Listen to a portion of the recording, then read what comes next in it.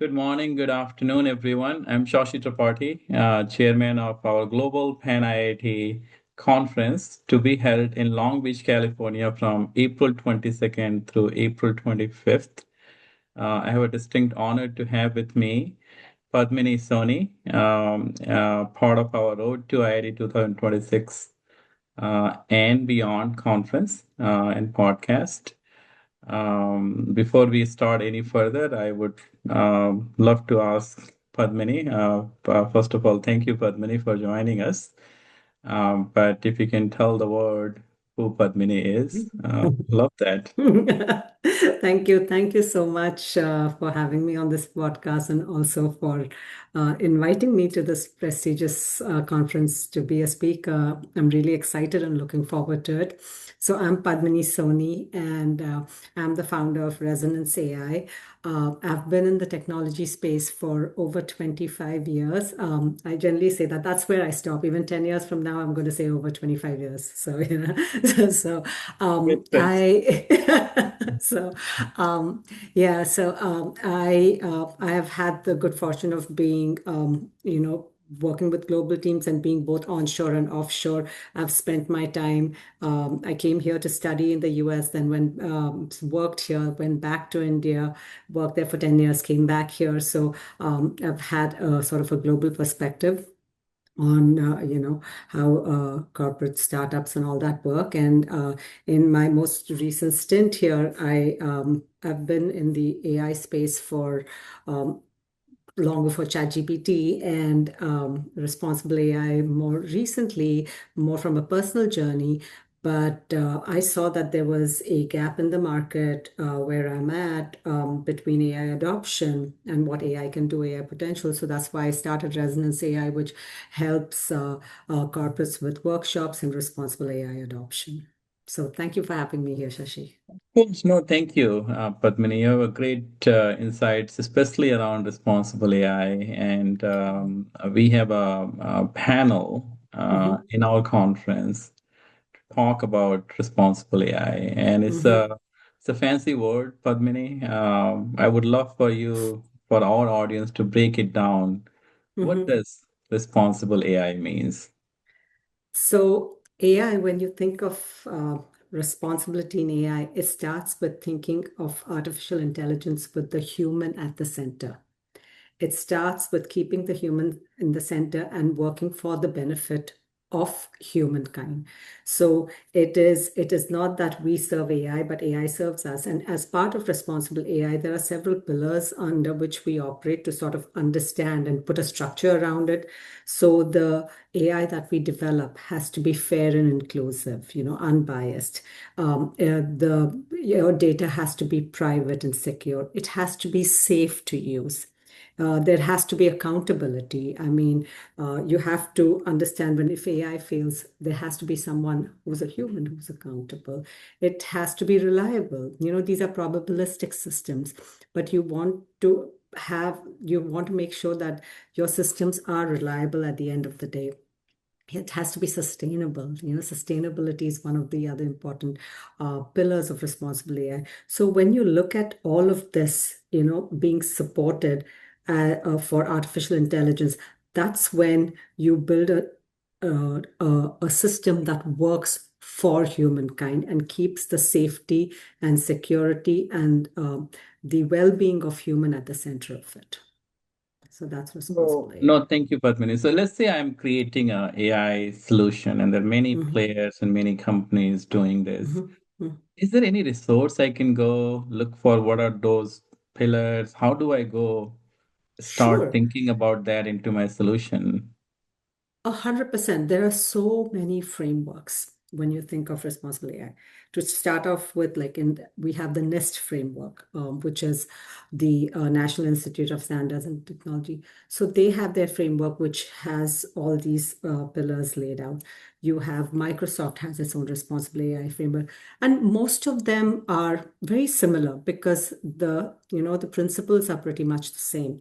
So what you want to do is you have to start somewhere. So pick a framework, um, uh, people create their own frameworks. At one point, I'd created my own framework, for responsible AI. So pick a framework, go through it, pick a framework and read through it. You will find that it seems pretty natural and normal, to be like, yes, it has to be fair. I mean, why would it not be fair? But you would have to understand that these systems have been trained on data from the internet, right? From like, and biases are built into it. So we have to do our part in understanding how these systems are built and sort of looking at these frameworks that'll help us enable us to start understanding what a responsible AI framework is. So yes, definitely look at the NIST RMF responsible AI framework. You can look at Microsoft. You have Mercedes, I guess, has its own. EU AI has its own. So so there are tons of these. Well, you said there are many available, Yeah. but Mm-hmm. more or less they are same. Mm-hmm. So are you suggesting if I'm developing a solution, I can pick any one of those and start, or is there any favorite? And how do I go about picking it I, up? I think I mean, a lot of people start with NIST because that's a standard. But then, for Yeah. instance, if you are a Microsoft shop, they Yeah. have their own, responsible AI framework. But you have to pick one, and start there. For instance, I don't know which one it was. I was doing like this whole responsible AI maturity assessment, and I was trying to compare all the frameworks, and one of the frameworks had sustainability, which I thought was so critical, right? Because look at the amount of consumption that happens. I mean, and this is just growing. So having that as one of the pillars of, responsible AI is critical. So I was like, if I pick, now I don't remember which one of there were several that I was evaluating. I was like, that is a critical piece of the puzzle too. So it depends. So if you're a Microsoft shop, pick the Microsoft framework. If you're doing something on your own, pick the Nest framework. So you just mentioned that you had a responsible AI benchmark. That's interesting. What do you do in No, benchmarking? yeah, no, not a benchmark. It was a maturity assessment. Okay. So what we were doing, I was part of this other think tank, and what we were doing was we were trying to build like almost like a survey or a questionnaire to assess how far along, how mature your organization is in responsible AI adoption. How have you, like, if you look at, data provenance, data lineage, how have you sourced your data? Have you looked at your data for, have you looked at it for bias? When you're building your responsible AI systems, who are the people who are there, who are giving you inputs? Because one of the tenets of responsible AI development is you build for people with people. I mean, you don't build in isolation and then throw it across the wall and say, now it's, take a look at it. The people who you're building it for should be in the room when you're, beginning to build this. And that actually, if you look at Microsoft, they have this toolkit called the HACS toolkit, which is the human AI experience. It's called the HACS toolkit.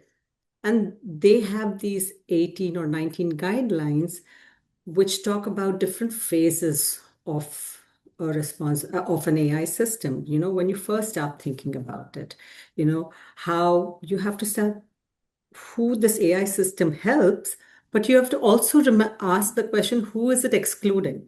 So you sort of start along those lines of your thought process. So, No, that's amazing. And I'll continue in this line of mhm, thinking, Padmini. So can you pick any one of those? Since you said more or less they are same. And mhm. maybe it's for our audience, very high level, what are those verticals in the responsible AI? Right. So, like I said, so one is like fairness and bias. Got it. Is is your system being fair in the way it responds? So now, if you look at say, I think this was a very famous Amazon hiring tool, right? It was trained on data where it pretty much picked like a male for more of the managerial roles, and picked a woman for secretarial roles. So it was not doing, it was being a bias system, right? So, or biases against, there's so many examples of not picking older folks in, for certain jobs. And there are so many proxies. One can say, oh, like for the, what do you call, for the Amazon tool, one can say that just exclude gender in the hiring process and that should solve it. But that's not how it works, right? There are so many proxies. If Correct. your resume has, say, something like I went to Barnard College in Columbia, that's a women's only college. The AI is smart enough to recognize that. Or if you're part of a women's hockey team, it'll know that. So there are so many proxies. Similarly, based on, zip codes, it can make its own judgment. So you have to be very careful. So that is one of the pillars, fairness, bias. Then the other pillar is reliability, right? When each time, this is a generative AI system. When we are talking about AI now, we are talking about Gen AI. When it responds, every time is it giving widely different answers? When you Mhm. ask the same question, or is it a fairly reliable, consistent? Yes, the words are different, but can you rely on this system to give you fairly accurate answers? Then the other thing is transparency. We know that these AIs are like black boxes, right? We have these inputs, we have these deep, layers, and then we have an output.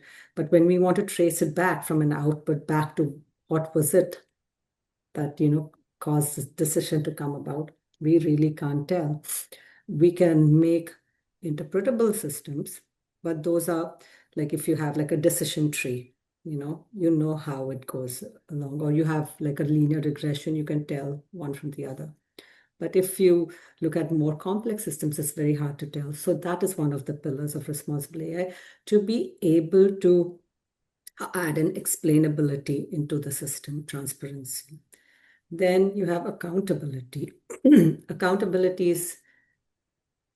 is not if an AI system fails, it's almost like when it fails. You want that to be, a low and percentage. But you have to have someone who can be, it's not a blame game, but somebody who takes accountability for this, right? So you want to have that as one of the pillars of responsible AI established, who is accountable for the system. Then you have security. You have to make sure that the data that you're putting into these systems is, secure. It is not available on the internet for at large. So you want to make your systems secure. You want to safety. You want to make sure that your systems are safe. We have had so many instances in the recent past with AI systems failing us because um, they go off rails and give advice which is incorrect, and people, for lack of better understanding, have taken on that advice and we've lost lives. So we need safety. And then sustainability. We need to make sure that when we are interacting with AI systems, that we know that these are, energy guzzlers. So we have to be mindful of how we use these systems. So these are all the different pillars of a responsible AI system. Wow, that's pretty cool. Um, so, I mean, based on this conversation, I can Mhm. imagine that if I'm developing a solution, I need to start thinking about responsible AI very early on in my Mm. solution design process. Yeah. Do you Mhm. have any recommendation for someone is building an AI solution, when and how they should think about responsible AI as part of their journey and design into the product? The short answer is right at the start. You Okay. want to start thinking about it right at the start. When you start ingesting when you start thinking about who it is for the business use case, do you have the people who are being impacted by this in the room, right? Who is this serving? Are they in the room? You have to include the right people in the room, who you're building for. Do you take a look at the data when you're ingesting the data? You have to understand the data. Is it your data skewed? Do you have to put in the effort to add in, to sort of unskew the data or make it unbiased? So you look at the data. Then you have to look at, several things like what kind of information are you collecting? You want to make sure that you just collect the information that you need, sort of data minimization. You don't want to just get all the information that you don't need. Then as you build it, do you have like a zero trust architecture? You trust no one and you just let folks in who you trust. Then you look at, are you scrubbing off any PII, PHI kind of information, personally identifiable information, personal health information, scrubbing it clean. So when you start thinking of it, it is you're literally, it's, sometimes I think of it as like a child, whereas you Mhm. raise a child, you want the right set of values in it, because Right. as it grows, it's just going to amplify that. That's a very good Initially, analogy. yeah. So when you look at a system, in fact, one of my mentors, friends, she has this analogy which she calls the baby tiger. Initially, it's like cute. It's like, oh, look at this. It's look at its paws. It's so small. Look at its. It's such a cute little thing. But as it grows, it can get out of Mhm. control. You need to know how you manage these systems. Your Yeah. pilot is not your AI system. It is Hmm. only when it scales, that's when it is. So yeah, you have to start thinking. Very, very well said. Yeah. Thank you, Padmini. Um, when you think about the leaders we have today, Mhm. and some big ones, some developing ones, some upcoming ones, um, do you have any advice for them? The world is changing so fast, and every day we wake up, we see this new tools, new AI. Yeah. How to go about this responsible AI? Any advice, suggestions you may have for those leaders? I don't know if I'm at a position to give advice to these leaders, but I think it is overwhelming. It is truly overwhelming. I Yeah. mean, I wake up in the morning and I feel behind already, because there's some new tools, but I think what is critical is we have to think of the human. To We start thinking, when we think of AI systems, we have to keep the human in the center. Mm. So I know there are, like, metrics and the bottom line and the top line and all of that businesses go with. But at the end of the day, this is actually impacting each and every one of us. So Mhm. that should be the core, the central thread that drives your drives the business or drives the profit or whatever, is to keep the human in the mind. So my thing is start and end with the human, and if that is done, then I think things fall around, because eventually when you build something that people use, that people trust, that's when you start seeing more adoption. And I always say trust is such an asymmetric thing, right? It takes Yeah. so long to build and it breaks in a second. So it's very asymmetric. So I think that, and even if we look at our lives, our relationships, I think the best relationships that we have are the ones that are founded on trust. Mm. So when you look at an AI system, and I'm not trying to sort of anthropomorphize it as in giving it human qualities, but I'm trying to say that if you keep the human in the mind and keep the trust aspect of it, your adoption is better, which will then drive, your Yeah. top Yep. line. Yep. So part of responsible AI, you talked about inclusivity. Um, Mhm. and you being a woman in tech world, and we need more inclusivity in general, not just in AI, in general, our society, especially into tech and business world. Any thoughts, comment about what role women are playing right now in tech and AI world, and how leaders and you and all of us, what we can do to be more inclusive Mm-hmm. as we are moving forward into the future. Absolutely. So I think, yeah, I'm very passionate about, having more women in tech. In fact, I've co-founded an organization along with a friend of mine, it's called Asian Women Advancing AI, because notice that there was that gap in market where we have less women in the AI space, and especially Asian women. And McKinsey did this whole study around that, it looked at, Asians, it looked at non-Asians, it looked at men, women, and did this whole study. And I noticed that it was more of an intersectional issue. So and by that I mean, it's not just women, it's not just Asians, it's like Asian women that, fall off. You start off strong when you enter the workforce, but as you get to, the higher executive and, C-suite roles, Asian women drop off. And we want to keep that sustained. We have to have more people who look like us further ahead, and so that you have the new generation follow that. So that was the intent behind creating Asian Women Advancing AI. So, and my, I look at this, and typically I tell people that as women especially, and Asian women especially, we are like the model minority, so, but we do not speak up as much when something is, even when we are not able to do something, we are like, at work especially, I've noticed that, are you able to deliver this by tomorrow? It's like, I know it's so hard, I'll have to pull an all-nighter, but I'll be like, yeah, sure, I can do it.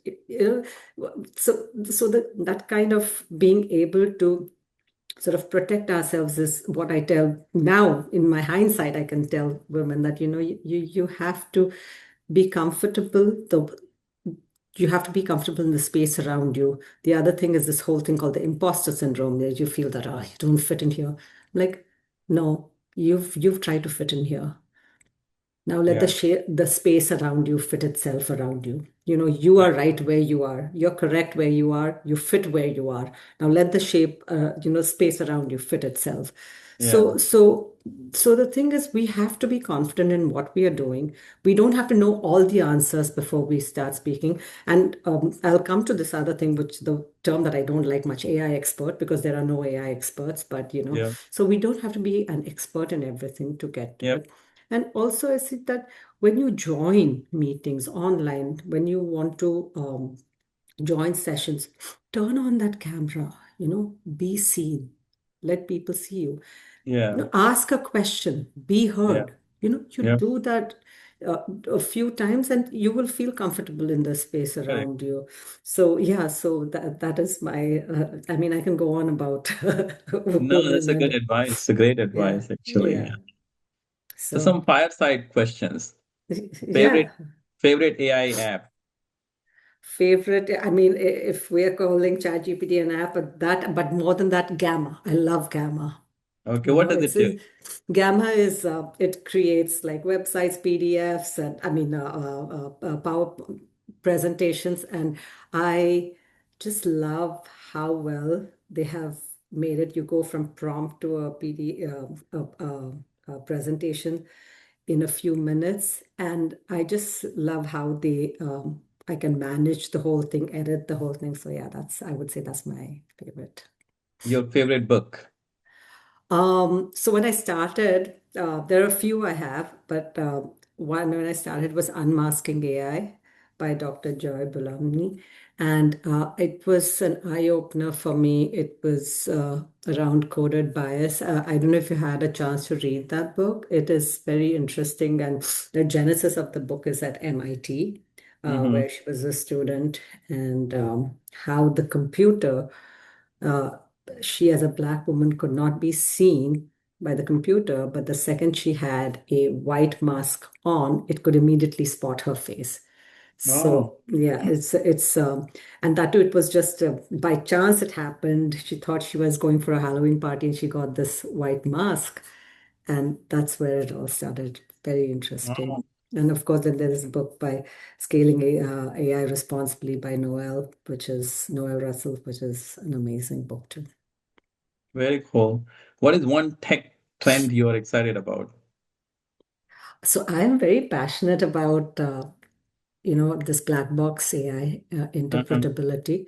So Mm-hmm. there is this thing, MIT has said that one of the top 10 things to watch out for 2026 is what is called mechanistic interpretability, which is, I'll give it, I always like to give examples. So Mm-hmm. I'll give you a kitchen example. Mm-hmm. So interpretability and explainability, these terms get confused. So Mm-hmm. interpretability is basically if you have like a recipe, you know what all goes into it, how it's made, so you understand how a dish has been made. So that similarly, you know how a model was created. That is interpretability. And it's, when you know how the decision happened. But explainability is after the fact, when you look back at the model's response and you say, oh, maybe this is why it made this decision. So it's almost like eating something and saying, it's sweet because I think they added more sugar or something. So giving an Yeah, explanation for what it is. But correct. mechanistic interpretability is basically having a detailed step by step, way of seeing how a model, which input sort of led to which output. And it's almost like having a camera in the kitchen, kind of. You can see inside the how that AI system was built. So I'm very excited about that trend. Excellent. Everyone, Padmini will be in Long Beach. So you get to meet her, you get to talk to her. She is part of the speaking panel to talk about responsible AI. So please join us in Long Beach, California. Again, the conference is Global Pan IIT Conference in Long Beach from April 22nd through 25th. Our website is IIT2026.org.